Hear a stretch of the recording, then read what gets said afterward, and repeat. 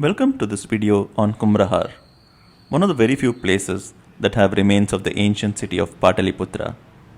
Pataliputra was the historical name for Patna. This ancient city has a history of more than 2400 years. Before we proceed, if you are someone who likes videos on historical places, do subscribe to this channel.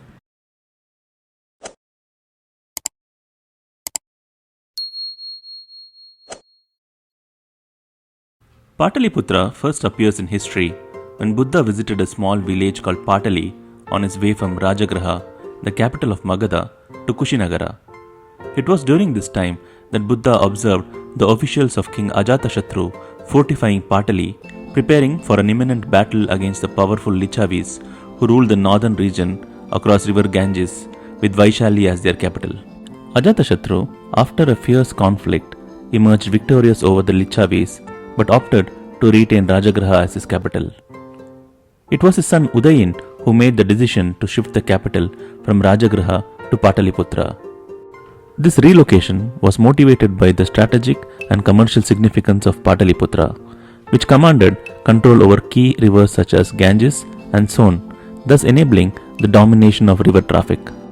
Pataliputra later became the capital of prominent dynasties such as the Shishunaga Empire, Nanda Empire, the Mauryan Empire, the Gupta Empire, and the Pala Empire.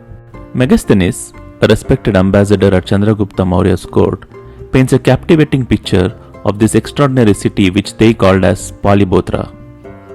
He describes Palibotra as a stunning city with strong wooden walls shaped like a parallelogram. He also mentions the grand wooden palace that served as Chandragupta Maurya's residence. Pataliputra's grandeur reached its pinnacle during the reign of Ashoka.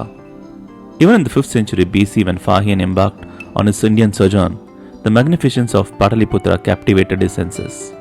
His eyes beheld the mesmerizing stone palace that was built during the time of Emperor Ashoka, leaving him spellbound and filled with wonder.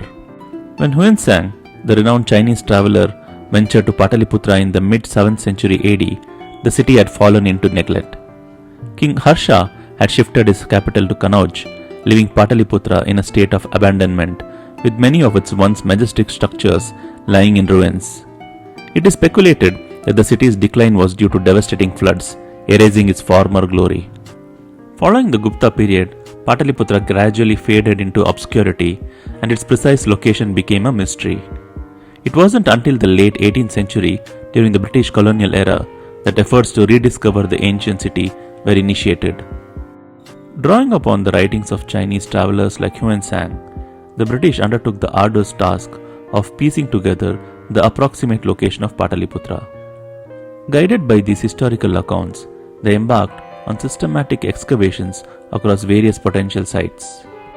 In 1892, a significant breakthrough in the quest to locate Pataliputra was achieved thanks to the efforts of Lawrence Waddell, a British explorer. Waddell played a pivotal role in identifying the precise location of the ancient city. Among the numerous sites he meticulously excavated, one area in particularly known as Kumrahar stood out. It was in Kumrahar that Waddell made a remarkable discovery, an Ashokan pillar in a fragmented state. This archaeological find provided a crucial link to the past, offering tangible evidence of the city's existence. Lawrence Waddell also uncovered a carved stone railing fragment of a stupa known as the Duraki or Durakiya Devi. This artifact showcased intricate carvings of female figures representing Shunga art from the 2nd to 1st century BC, depicting Shalabanjikas, young women involved in a fertility ritual. In the years 1912 to 1913, D.B. Spooner led further excavations at Kumrahar, unearthing a remarkable Mauryan pillared hall. These pillars were originally mounted on wooden platforms and supported by stone bases, showcasing the advanced engineering techniques of the Mauryan era. Spooner meticulously excavated various sections of Kumrahar and noted that the overall layout of the site bore resemblance to the palace plan of Persepolis. The diligent efforts of the excavators revealed 72 ash and rubble-filled pits scattered across the site. These marked the locations where other pillars would have once stood, offering glimpses into the original grandeur of the pillared hall. He also unearthed a polished stone pillar measuring approximately 14 feet in length. Towards the southern end of the hall, he uncovered wooden platforms. After 38 years, between 1951 to 1955, the KP Jaiswal Research Institute in Patna led an archaeological excavation at Kumrahar. During the excavation, the team discovered 8 more pillars belonging to the pillared hall. These findings led to the hall being called Assembly Hall of 80 Pillars. The pillars were arranged in 8 rows with 10 pillars in each row.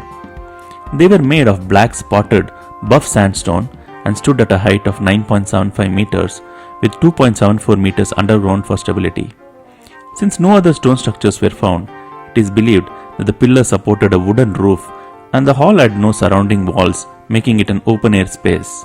South of the pillared hall, the team found several wooden platforms that may have supported a staircase leading to a canal, possibly used to welcome guests. As per archaeological evidences, the Bulandi Bagh area of Patna is considered to be the main area of Pataliputra. It was in this area the wooden fences of the ancient city of Pataliputra was discovered. The pillared hall in Kumrahar is located around 350 meters south of these wooden boundaries of the city of Pataliputra, within the area where once the river Son was present. Experts have different views on what this pillared hall was built for. The most accepted theory is that this was the hall where the third Buddhist council was held in 250 BC when Emperor Ashoka was ruling. According to other experts, this may have been a pleasure hall built outside the city walls.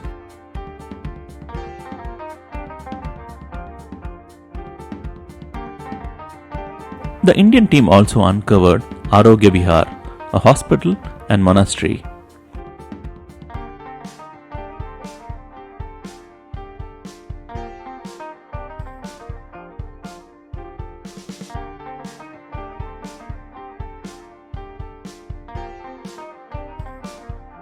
This finding is supported by a small terracotta ceiling inscribed with Gupta Brahmi script reading Shri Arogya Vihare Bhikshu Samgasya. It is believed that Dhanvantri, a renowned physician of the Gupta period and the originator of Ayurveda, headed this hospital, indicated by a pot shred inscription saying Dhanvantare.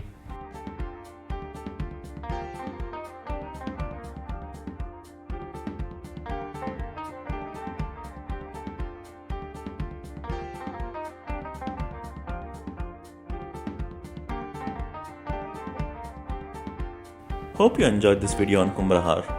Do check out the other history related videos on this channel.